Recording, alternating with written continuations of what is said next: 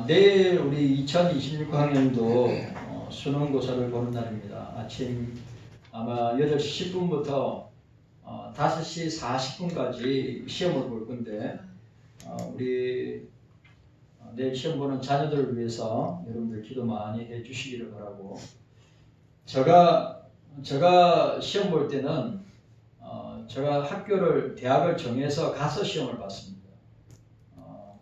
뭐 아직도 기억이 생생하죠. 80년대니까 저희 어머니가 그때는 항상 아시죠? 도시락, 이 보온병으로 된 도시락, 뭐 1단, 2단, 3단으로 된 도시락이 있습니다. 저희 어머니가 어머니 권사님이 시험을 잘 보라고 따뜻한 국을 해주셨습니다. 미역국입니다. 그래 아시죠? 그 당시에는 미신적인 게 워낙 많았기 때문에 미역 먹으면 안 된다, 미끄러진다, 시험에 미끄러진다. 저희 어머니는 뭐 그런 거 전혀 그런 거 관심을 두지 않기 때문에 아들이 시험 보니까 따뜻한 국에다가 밥 먹으라고 소고기 미역국, 옛날에 소고기 귀할 때 아닙니까? 소고기 미역국을 끓여서 보온병에 담아가지고 시험 본 적이 있습니다. 제가 가서 시험 보고 알지요, 여러분. 시험 본 사람은 압니다. 잘 치는지 못 치는지. 그럼 갔다 오면 항상 뭘 물어보냐? 야, 시험 잘 쳤냐? 물어보죠. 내가 엄마 아버지한테 뭘 했냐니까, 시험 결과 보면 아실 겁니다. 그래 이야기했어요. 하여튼 그 계기가 돼가지고 원래 제가 원하는 과나 하고 싶은 과 선택하지 않고 또 주님이 인도해 주신 분을 말미암아 또 공부하고 신학교에 가게 되었습니다. 우리 내일 시험 보는 우리 자녀들, 특별히 라온이도 있고 또 주연이도 있고 한이도 있고 또 건영이도 있고 또 재린이도 있고 뭐 지윤이, 지민이도 있고, 하여튼 시험 보는 애들이 한 7, 8명 되는데 위에서 여러분들 기도 많이 해 주시기를 바랍니다. 자, 3절에 보시면 너는 귀를 기울이고 내게 나와서 들으라. 그리하면 너희 영혼이 살리라. 자, 여기에 동사 3가지가, 명령형 동사 3가지가 나온다 했습니다. 귀를 기울이라고 하였습니다. 무슨 말이냐 하면 하나님의 말씀에 집중해라는 것입니다. 하나님 말씀에 귀를 기울이라. 그 다음에 나오는 동사가 뭡니까? 이 귀를 기울이다고 할 적에 예배 시간에, 제가 늘 이야기합니다. 예배 시간에 딴 생각하는 사람 진짜 하나님 앞에 죄 짓는 겁니다. 오늘 이사야가 귀를 기울이라, 하나님의 말씀에 집중할 뿐만 아니라 이 히브리어 뜻이 뭡니까? 귀를 쫑긋 세워서 하나님의 말씀에 집중하여 들으라고 하는 것입니다. 그래, 예배 시간에 조는 사람, 예배 시간에 딴 생각하는 사람, 예배 시간에 스마트폰 보는 사람, 예배 시간에 마음이 딴 곳에 있는 사람 다 저는 하나님 앞에 죄 짓는 거라고 생각하는 목사입니다. 그리고 딱 여기에서 서면 사람들이 이 예배의 태도와 자세를 보면 집중하는지 안 하는지 딱 보여집니다. 뭐 독심술로 보는 게 아니라 그 사람이 주님을 어떤 태도와 자세로 예배 드리는가를 볼 수 있는 것입니다. 그래서 이사야는 하나님 앞에 나왔다면 뭐라고 합니까? 귀를 기울이라고 얘기합니다.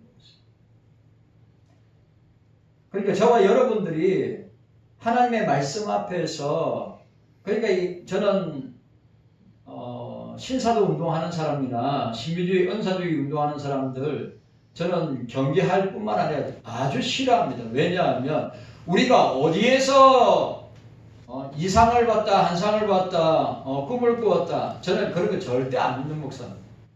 그리고 또 중요한 것은 하나님께서 특별 섭리로 그 사람 개인에게 하나님께서 보여줄 수 있다고 생각하는 목사입니다.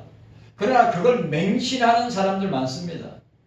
신사도 운동하는 사람들, 목사들 집회할 때 어떻게 합니까? 하나님이 내게 말씀 주셨는데 이 가운데 문제 있는 사람들이고 이 가운데 누구누구가 있는데 하면서 이야기하는 사람 다 거짓말입니다. 믿지 않습니다.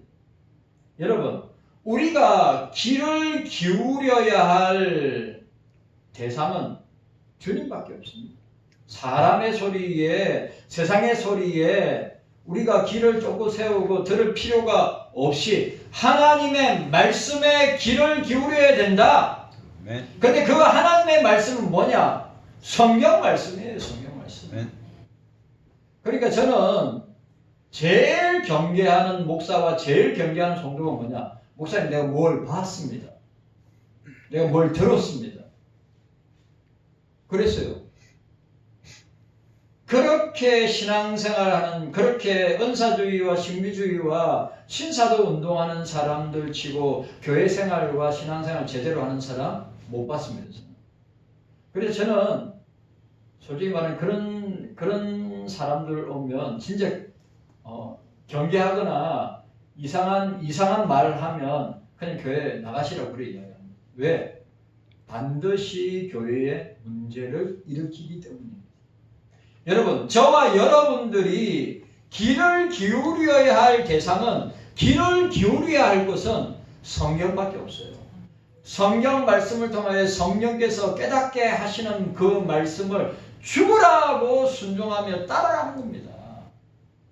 내 생각이 중요한 것이 아니라, 내 경험이 중요한 것이 아니라, 내 감각이 중요한 것이 아니라 하나님의 말씀, 주님의 말씀이 우리에게 무엇을 말씀하시고 요구하시는가, 그게 중요합니다. 말씀입니다. 말씀입니다. 저는 저희 서성 목사님이 한국교회 교회도 마찬가지지만 서성 목사님이 하나님이 개인적으로 자기에게 주신 환상이나 꿈이나 비전이 어마어마하게 많은데도 교인들 앞에, 교회 앞에 절대 말하지 않습니다. 왜? 주님이 자기 개인에게 주신 거기 때문에. 그리고 우리 신학교 다닐 때 서성 목사님이 우리 제자들에게 지나가면서 하나님 주신 은혜, 그러니까 성경에 오묘하고 달콤하고 놀라운 비밀들을 하나님이 진짜 보여주실 때 있는데 그거 다 교인들 앞에 자랑하거나 교인들 앞에 선포하지 않고 어떻게 하나님이 내 개인에게 주신 거기 때문에 항상 조심하면서 제자들에게 지나가면서 한마디씩.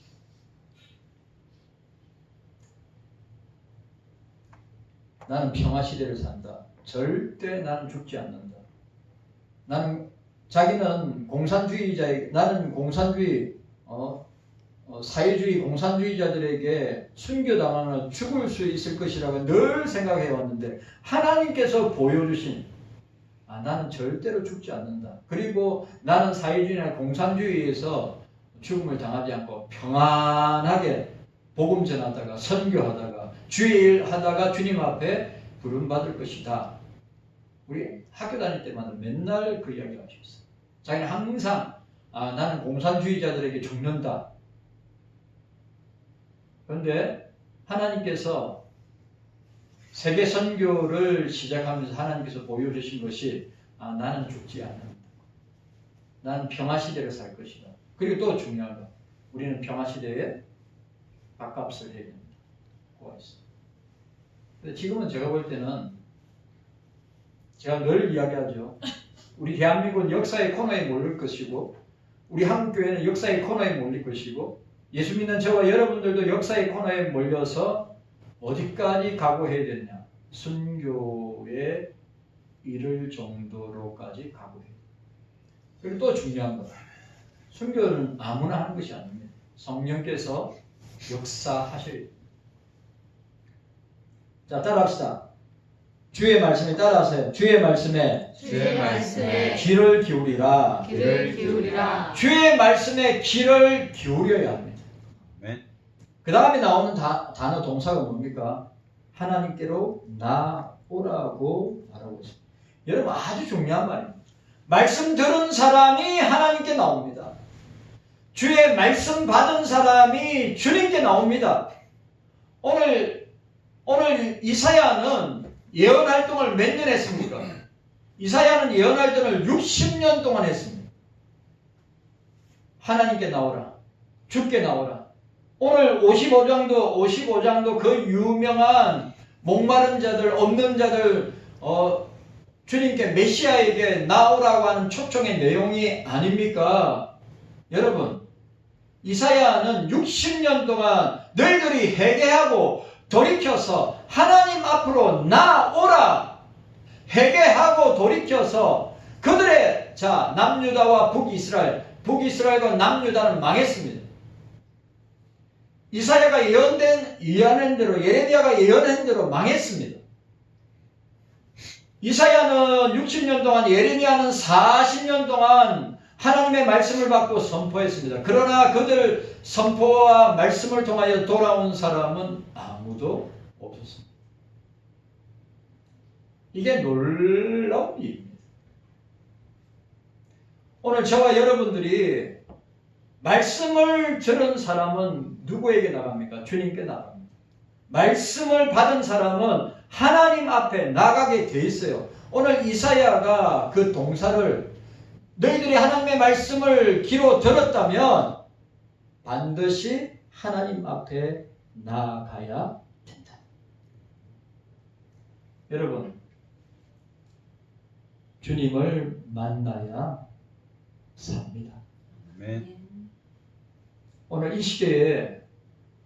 이 시대의 한국교회는, 제가 늘 이야기하지만 이 시대의 한국교회는 바로 목사들과 교인들과 교회가 남유다와 북이스라엘에 멸망할 때의 종교 지도자들, 교회, 성전 모습과 똑같다고 저는 생각합니다.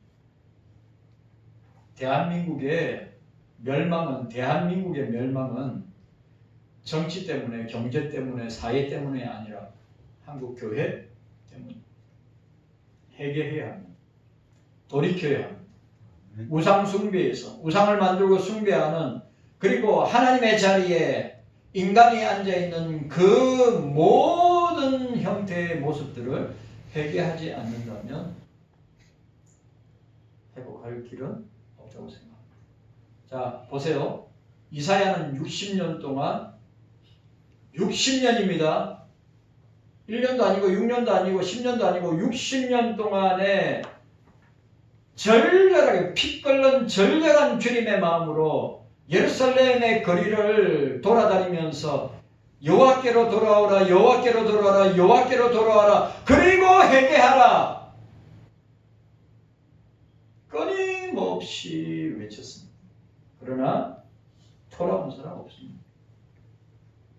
돌아온 것은 이사야와 예레미야는 그 하나님의 말씀을 선포하는 그 이사야와 예레미야를 어떻게 했습니까? 이스라엘 백성들은 그들을 순교의 제물로 삼았던 것을 우리가 봅니다. 그 다음에 세 번째 동사가 듣고 순종하라. 자, 따라합시다. 너희는 따라하세요. 너희는 따라하세요. 너희는 하나님께 나오라. 하나님께 나오라. 이 명령형 동사는 누구한테 하는 거예요? 우리에게 하시는 명령. 하나님께 나아가야 돼요. 하나님께 나아가면 삽니다. 주님께 나아가면 삽니다. 그러나 주님 앞에 나아가지 못하는 사람들은 다, 오늘 이사야가 이스라엘 백성들아, 유다 백성들아, 하나님께로 나오라. 그래야면 너희가 살 것이다. 그러나 하나님께 나아가지 아니하면 너희는 철저하게 망하고 멸망할 것이다. 이게 100년 뒤에 일어날 일인데도 남유다, 이스라엘, 예루살렘 백성들에게 외쳐도 여러분 길을 막고 있는 백성들의 모습이 오늘 한국교회의 모습, 그 사실을 기억해야 합니다. 자, 세 번째로 보니까 듣고 순종하라. 쉐마 이스라엘, 이스라엘아 들어라. 그러니까 여러분, 우리가 보세요. 하나님의 말씀에 귀를 기울이고 하나님 앞에 나와서 그 다음에 듣고 순종하라. 하나님의 말씀을 듣고 하나님의 말씀을 주의 말씀을 듣고 순종하라. 제가 항상 이야기하는 말이죠. 늘 우리가 말씀을 읽어야 합니다. 늘 말씀을 읽어야 됩니다. 그리고 그 읽은 말씀을 우리는 어떻게 해야 됩니까? 철저하게 순종해야 합니다. 자꾸 사람들은 내 지식이나 내 경험이나 내 생각이나 내가 가지고 있는 것을 판단하고 결정하고 따라가는데, 오늘 하나님의 사람들은, 주님의 사람들은 뭐예요? 하나님의 말씀이 모든 신앙생활의 판단의 근거와 기준이 된다고 하는 사실을 우리가 잊어서는 아니 된단 말이에요. 우리 신앙생활의 유일무이한 법칙이 뭐냐? 하나님의 말씀입니다. 하나님 말씀에 듣고 순종해요. 쉐마, 히브리어. 이스라엘아, 들으라. 오늘 저와 여러분들은 주의 말씀을 들어야 합니다. 들어야 삽니다. 들어야 순종합니다. 듣고 순종하라고 하였습니다. 네. 여러분, 오늘 중요한 말 나오죠. 듣고 순종하라. 하나님의 백성들에게 하나님께 나와서 하나님의 말씀을 듣고 순종하라. 그렇게 되면 어떻게 되느냐? 내 영혼이 살게 될 것이다. 자, 오늘 본문 보세요. 3절에 보니까 너희는 귀를 기울이고, 우리가 동사를, 명령형 동사를, 이거는 여러분 해도 되고 안 해도 되는 게 아니라 명령형 동사면 우리가 이 말씀을 듣고 그대로 순종해야 된다고 하는 것을 보여주고 있습니다. 자, 귀를 기울이라. 내게 나와라. 그리고 듣고 들어라. 이제 접속사가 나옵니다. 그리하면 나오죠. 자, 우리가 주님 앞에 나가야 되고, 우리가 길을 세워서 주의 말씀을 들어야 되고, 그 주님의 말씀에 우리가 순종할 때 제발 자기의 생각과 판단을 내려놓고, 우리의 모든 기준은, 판단은, 근거는 우리가 지켜야 될 것은 하나님의 말씀이다. 말씀에 순종해라.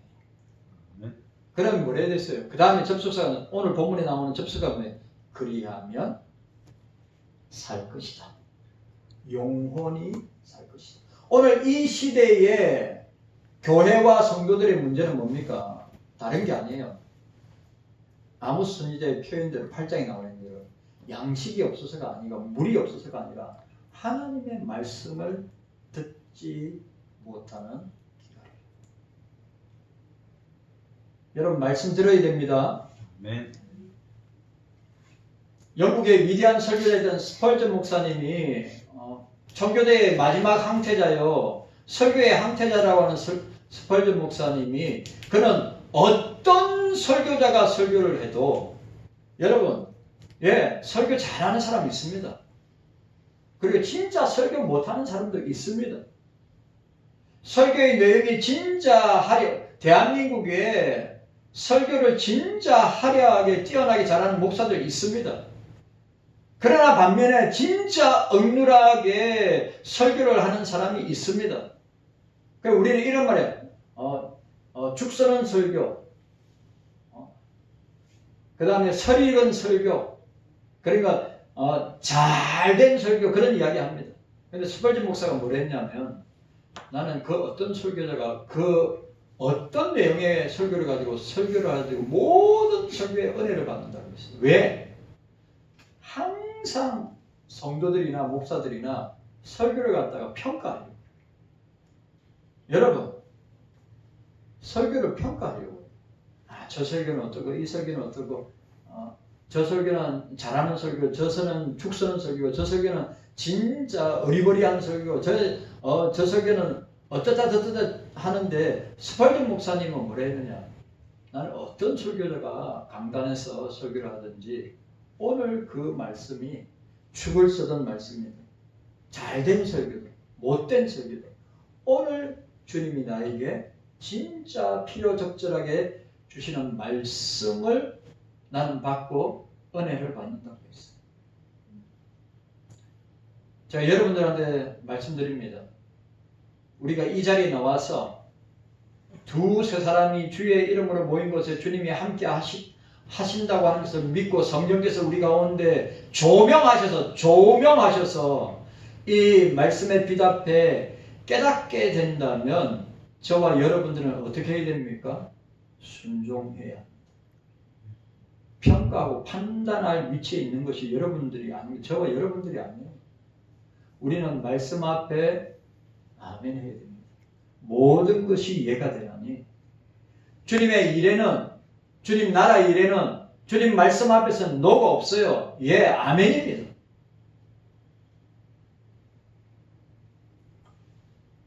오늘 우리가 이 내용을 보면서 기억해야 됩니다. 자, 귀를 기울이고 하나님 앞에 나오고 하나님의 말씀을 듣고 순종하는 자들에게만 영원히 살 것이다. 하나님의 말씀이 나에게 주시는 말씀이라고 생각하고 그 말씀을 아멘으로 받고 그 말씀을 내 가슴에, 내 마음에, 내 신비에 새기면 영원히 살게 돼 있어. 아멘. 여러분, 우리가 주의 말씀을 읽고 듣고 묵상하고 지켜 행할 때 제가 또 이야기합니다. 말씀 읽으세요. 제발 말씀 읽으세요. 한국 교인들 5분도 기도하지 않고 5분도 말씀 읽지 않습니다. 그러나 스마트폰 잡으면 1시간이고 2시간이고 3시간이고 4시간이고 반나절이고 하루 종일 붙들고 있습니다. 제가 누누이 이야기하지만 사단의 최종 무기, 사단의 최고의 무기는 스마트폰. 교인들 다, 학생들 다 망가뜨리고 교인들 영적인 상태를 다 망가뜨려 놓는 것이 지금. 여러분, 말씀 읽으십시오. 그리고 그 말씀을 듣고 지켜 순종하십시오. 그리고 더 중요한 거, 내가 그 말씀 속에서 만난 그 주님을 내 삶 속에서 증거하고 선포하고 나타내는 데까지 가야 주님이 인정하는 그리스도입니다. 종교인들 많습니다. 예? 교회 안에 갇혀있는 사람들 많습니다. 우리는 세상의 빛과 소금이지 교회 안의 빛과 소금이 아닙니다. 착각하지 마세요. 우리는 교회 안에 갇혀있는 그리스도인들이 아닙니다. 세상 속에 있는 그리스도인들입니다. 세상 속에 있는 그리스도인들은 자기의 정체성이 분명해야 되고 내가 예수 믿는 사람임을 분명하게 선포할 수 있어야 합니다. 그런데 왜 그렇게 못하느냐? 하나님 말씀에 귀 기울이지 않고 하나님 말씀에 순종하지 않고 그 말씀대로 살지 않기 때문에 영혼이 죽어 있는 거예요. 영혼이 죽어 있어요.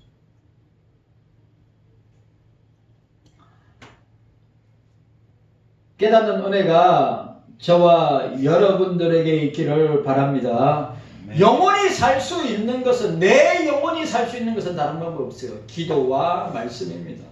성령의 역사입니다. 제가 어저께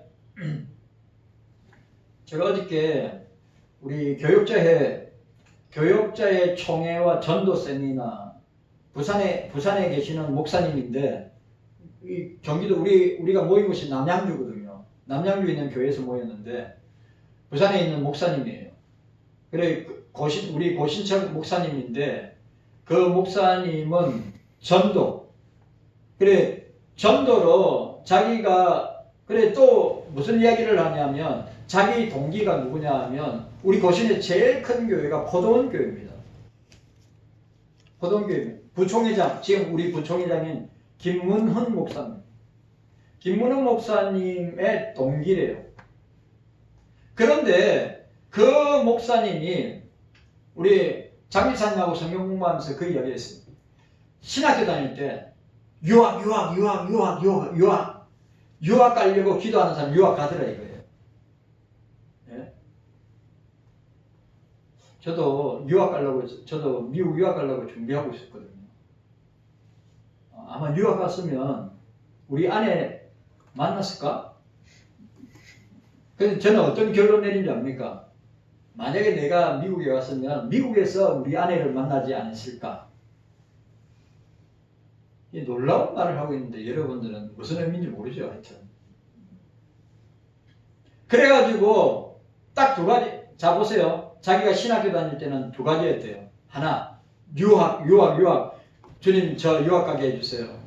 유학 가면 보통 고신에서 유학 가면 어디 가는데 미국이나 미국 웨스트민스터 신학교, 칼빈 신학교 가든지 아니면 고신에서 제일 많이 가는 데가 어디냐. 여러분 남아공에 있는 유명한 신학교 있어요. 포츠포스트럼도 있었고 스텔라부시 신학교도 있고 유명한 신학교들이 있어요. 사랑의 교회 오정희 목사는 아마 포츠포스트럼 그 남아공에 있는 진짜 박사 학위인지 아닌지 모르겠지만 그 출신이에요. 그리고 우리 고신 출신 목사들은 그쪽으로 많이 갔죠. 그 다음에 뭐냐? 그 다음에 개척. 유학 아니면 개척. 그래 그 목사님은 개척하려고 준비하고 있었는데 제가 어저께 딱 1시간 그러니까 전도 세미나 그 목사님이 하는 전도 세미나는 3박 4일인데 딱 1시간 엑기스만 하는데 뭘 이야기하냐면 자기는 개척하면서 개척하려고 딱 거의 준비된 상태에서 상가를 울고 딱 준비하려고 하는데 하나님께서 뭘 주셨냐면 폐결핵을 주셨다는 거예요. 폐결핵을 주셔가지고 3년 동안에 아무도 찾아오지 않는 가덕도. 옛날에 가덕도는 여러분 배 타고 40분 45분 배 타고 부산에서 배 타고 들어가야 돼요. 가덕도. 지금은 차들도 왕래하지만 가덕도에서 3년 동안에 야 너 아직 주께서 너 더 훈련받아야 돼. 개척 멀었어. 그래서 3년 동안의 폐교육으로 고생하면서 한 것이 두 가지랍니다. 기도와 설교라고 합니다. 그래 뭘 이야기하냐면 그 목사님이 교인들에게 전도 말해가지고 부담 주지 말고 야 우리 목사님 설교가 내가 듣기 내 혼자 듣기 너무 아까운데 야 설교 들으러 갈래? 그렇게 이야기한대. 그래 자기가 기도와 설교에 목숨을 거는 이유가 뭐냐면 그 목사님 설교 유튜브에 올라와 있어요. 올라와 있는데 그 목사님이 설교할 때 하는 말이 자는 목숨 걸고 원고를 쓰고 설교를 하는데 성도들이 볼 때 우리 목사님 목숨 걸고 설교하는 것 같다. 그러면서 야 우리 목사님 설교가 나 혼자만 듣기에 너무 아까우니까 우리 함께 가서 목사님 설교 듣자. 그게 전도의 비결이래요. 기도, 설교. 그래 교인들한테 그래 이야기합니다. 와보라. 들어보세요. 와보세요. 전도 초청주의 그런 문구 안 쓰고 와보세요. 들어보세요. 그러면 뭘 준비해야 됩니까? 기도가 준비되어 있어야 되고 말씀이 준비되어 있어야 되고 그분이 하시는 말씀이 아무리 목사와 교회와 성도들이 준비를 잘 해도 성령께서 역사하지 아니하시면 그 인간의 노력과 수고가 아무것도 아니라고 말씀하십니다. 그래 자기의 전도 비법은 자기의 전도의 모델이 뭐냐? 고넬료 사도행전 10장에 나오는 고넬료의 전도 방법이래요. 어떻게 고넬료가 기도하는 가운데 간절히 기도하는 가운데 하나님께서 주님께서 그에게 환상을 보여주시죠.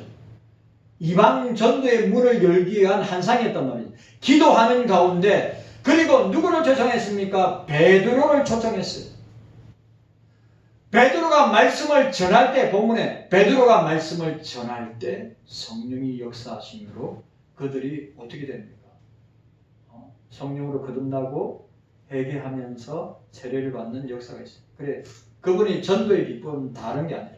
기도와 설교와 성령의 역사. 그리고 어저께 은혜 많이, 어저께 사모님들하고 목사님 사모님들하고 목사님들 와서 참 은혜 많이 받고 왔습니다. 그래,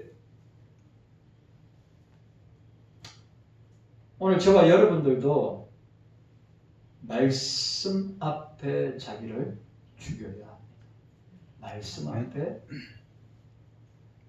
엎드려야 합니다. 여러분, 내 생각에가 아니라, 내 경험이 아니라 주의 말씀에, 주의 말씀에, 주의 말씀에.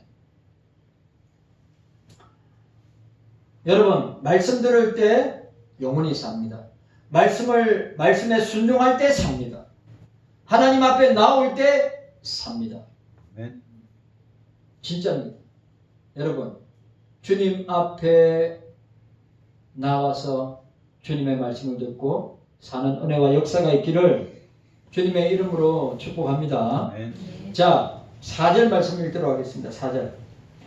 4절 말씀입니다. 함께 읽습니다. 4절 시작. 내가 그를 만민에게 전부로 세웠고 만민의 인도자와 명령자를 삼았으나니 라고 했습니다. 요게 이거 마스라사본, 자, 마스라사본을 직역하면 보라, 내가 백성들의 전거, 백성들의 인도자와 명령자로 그를 세웠다고 했습니다. 우리가 보고 있는 한국개혁 성경은 본절을 두 개의 문장으로 번역하고 있으나 본절의 마스라 본문은 하나의 동사가 사용된 하나의 문장으로 기록하고 있습니다. 내가 그를 세웠고 삼았나니 라고 말씀하고 있습니다. 그러면 여기서, 자, 여기 이제 학자들 간의 견해가, 그가 누구냐? 그가. 자, 오늘 내가 그를 만민에게, 자, 내가 그를 만민에게, 내가는 단수입니다. 아시죠? 하나님 자신입니다. 그를 만민에게 전거로 세웠고 만민의 인도자와 명령자를 삼았다. 그런데 학자들의 신학자의 견해가 두 가지입니다. 그를 이야기할 때 다윗을 이야기하는 사람이 있고, 하나가 누구냐? 그를 이야기할 때 메시아를 이야기합니다. 자, 하나님은 다윗을 전거, 인도자와 명령자로 세웠다고 말씀하셨습니다. 자, 인도자를 다른 말로 히브리어 뜻은 장관이고 장자라는 명사를 가지고 있는데, 군대를 지휘하는 지휘관이나 가족의 우두머리를 나타낼 때 쓰는 단어가 인도자라고 하는 것입니다. 그리고 여기 보니까 또 뭐가 나옵니까? 인도자와 명령자라고 말하고, 명령자라고 하는 것은 본절의 왕을 의미하는 멜레크, 히브리어 멜레크가 아닌 왕의 명령을 수행하는 자를 나타내는 표현입니다. 그러니까 다윗을 표현한다고 하는 사람이 있는데, 제가 볼 때는 다윗보다는 메시아를 표현한다고 생각합니다. 그리고 또 다윗을 표현한다고 할 때, 다윗이라고 표현한다고 할 때 신정국가, 여러분 이스라엘은 누가 왕이죠? 자, 질문. 이스라엘은 누가 왕입니까? 누가 왕이에요? 이스라엘의 왕은 하나님 자신입니다. 신정국가인 이스라엘에서 왕은 오직 한 분밖에 없어요. 하나님이시다. 하나님이라고 지금 표현하고 있는 것입니다. 다윗은 이스라엘 백성을 하나님의 말씀과 명령에 따라서 다스리던 하나님의 대리자로서의 왕이지, 이스라엘의 신정국가인, 인간국가가 아닌 신정국가인 이스라엘의 참된 왕은 하나님이시다. 그래, 대리자 역할을 한 게 누구라고 해? 다윗이었단 말이죠. 그런데 중요한 것은 오늘 뭘 이야기하고 있습니까? 내가 그를 세웠다. 예? 학자들의 학자들의 이론이, 신학자들의 이론이 분분한데, 저도 마찬가지. 그가 다윗이냐, 그가 누구냐. 근데 여러분 아셔야 됩니다. 이사야 1장부터 이사야 66장까지의 핵심은 누구죠? 메시아입니다. 예수 그리스도입니다. 자, 인간이 타락합니다. 자, 에덴 동산에 쫓겨났습니다. 자, 창세기 3장부터, 자, 보세요. 창세기 3장부터 요한계시록, 자, 요한계시록 20장까지 우리는 그걸 뭘로 보고 있습니까? 뭘로 보죠? 이게 중요한 겁니다. 자, 창세기 1장은 여러분, 창세기 1장, 2장은 에덴 동산은 천국입니다. 아시죠? 에덴 동산에서 영생하지 못하려 하나님이 어떻게 했어요? 아담과 하와를 내쫓아 보내고 어떻게 했습니까? 천사들로 지키게 하셨단 말이죠. 우리는 그 에덴 동산을 천국으로 봐요. 영적인 가나안 땅으로 봐요. 또 신학적으로 새 하늘과 새 땅, 새 예루살렘으로 본단 말이에요. 근데 보세요. 창세기 3장부터 완전한 하나님의 나라, 창세기 1장, 2장. 완전한 하나님의 나라, 주님의 나라, 요한계시록 21장, 22장. 그러면 창세기 3장부터 요한계시록 20장까지, 요한계시록 20장까지 우리는 성경의 그 내용을 뭐로 봐야 돼요? 뭐로 봐야 돼요? 뭐로 봐야 되죠? 구속사로 봐야죠. 왜? 천국에서 쫓겨난 아담과 하와와 그 후예들, 자손들, 죄로 타락한 인간들을 구원하고자 하는 주님의 택자 구원 운동이 구속사란 말이에요. 여러분, 세상의 중심은 구속사예요. 세속사가 아니에요. 세계 역사가 아니에요. 세계 역사가 존재하는 이유는 택자를 구원하기 위한 구속사 때문에 세속사인 세계사가 존재하는 거예요. 그러면 여러분, 애굽의 제국이나 여러분들이 잘 아는 아수르 제국이나 바벨로니아나 헬라 제국이나 로마 제국이 아직도 건재하게 살아있어야죠. 그러나 그 제국들은 다 유물만 있는 제국이 존재하지 않는 제국들이에요. 그러나 주님의 나라는 영원하다. 주님의 나라는 영원하다. 우리 주님이 영원하신 하나님이시기 때문에 그 주님의 택자 구원을 위해서 세상이 존재하고 세속사가 존재하고 모든 것들이 존재하는 거예요. 이걸 알아야죠. 내가 왜 존재하느냐? 내가 왜? 주님이 택자 구원을 위해서 나를 존재케 하시고 영혼을 구원하기 위해서 나를 사용하시는 거예요. 우리가 끝나면 어떻게 됩니까? 주님 앞에 가는 거예요. 사명 끝나면 주님 앞에 가야죠. 여러분, 성경 전체, 자, 이사야 전체의 핵심은 메시아고 예수 그리스도고 그의 나라입니다. 그러면 창세기부터 계시록까지도 예수가 빠지면 그 성경은 그냥 고전문학과 인문학 책입니다. 성경에서 예수가 빠지면, 메시아가 빠지면 아무것도 아닌 겁니다. 메시아가 빠지면 우리 제 문제 해결 못합니다. 그걸 아셔야 돼요. 자, 우리가 기억합시다. 저와 여러분들이 이 존재하는 모든 세계는, 우주까지 포함해서 존재하는 모든 세계는 뭘 위해서 존재한다? 영혼을 구원하기 위한 택자 구원을 위하여 존재한다. 교회도, 저와 여러분들도. 오늘 이사야가 말하려고 하는 것은 그가 뭐요? 그를 만민의 증거자로 세웠고 만민의 인도자와 명령자를 삼았으니 라고 말씀하고 있는 것입니다. 즉 뭐예요? 유다 지파 다윗의 혈통을 통하여서 메시아를 통하여서 영원한 나라를 그리고 택자 구원을 위해서 어떻게 해요? 그 메시아가 만민에게 정거로 나타날 뿐만 아니라 만민의 인도자와 명령자로 나타나게 될 것이다. 누가? 메시아가. 이사야 7장에는 임마누엘이 될 것이고 9장에는 모사가 될 것이고 기묘자가 될 것이고 전능자가 될 것이고 하나님의 아들이 될 것이고 오늘 깨닫는 은혜가 저와 여러분들에게 있으시기를 바랍니다. 모든 민족의 인도자와 명령자로 세움을 입은 사람은 바로 누구다? 메시아, 오실 예수 그리스도이시다. 그래서 여러분들 잘 아시다시피 마태복음 1장 1절에 마태는 메시아이신 예수 그리스도를 뭐예요?